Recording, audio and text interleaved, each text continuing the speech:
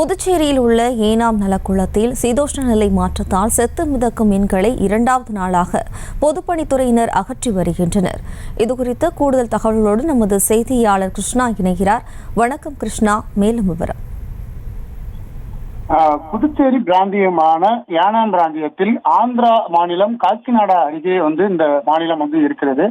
இந்த மாநிலத்தில் பொதுப்பணித்துறை சார்பில் 4 ஏக்கர் பரப்பரப்பு கொண்ட நலான் குளம் அமைக்கப்பட்டு நீர் அந்த குளத்தின் ஃபுல்லா நீர் நிரப்பப்பட்டு மீன்கள் வளர்க்கப்பட்டு வருகிறது.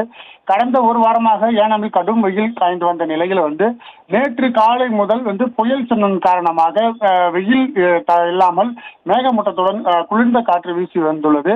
இதன் காரணமாக அங்குள்ள நலான் குளத்தில் திடீரென சீதோஷ்ண நிலை மாறியதன் காரணமாக குளத்தில் ஆக்சிஜன் நீர் குறைந்து ஆயிரக்கணக்கான மீன்கள் செத்து மிதந்தன. இதனை அப்பகுதி முழுவதுமே அந்த துர்நாற்றம் வீசியதை அடுத்து பொதுப்பணித்துறைக்கு தகவல் கொடுக்கப்பட்டு விரைந்து அந்த பகுதியை பார்த்தபோது மீன்கள் அதிக அளவில் இறந்து கிடந்ததை பார்த்தனர். இதனையடுத்து மீனவர்களை கொண்டு அந்த மீன்களை அப்புறப்படுத்தும் பணியானது தற்போது நடைபெற்று வருகிறது. நேற்றும் அதிக அளவில் மீன்கள் செத்து மிதந்த நிலையில் இன்றும் 2வது நாளான இன்றும் மீன்கள் அதிக அளவில் சற்று துர்நாற்றமாக வீசி வருவதற்காக அதனை அப்புறப்படுத்தும் பணியில் பொதுப்பணித்துறை மற்றும் மீனவர்கள் தற்போது செய்து வருகின்றனர். செய்திகளை உடனுக்குடனும் துல்லியமாகவும் தெரிந்து கொள்ள சப்ஸ்கிரைப் பண்ணுங்க.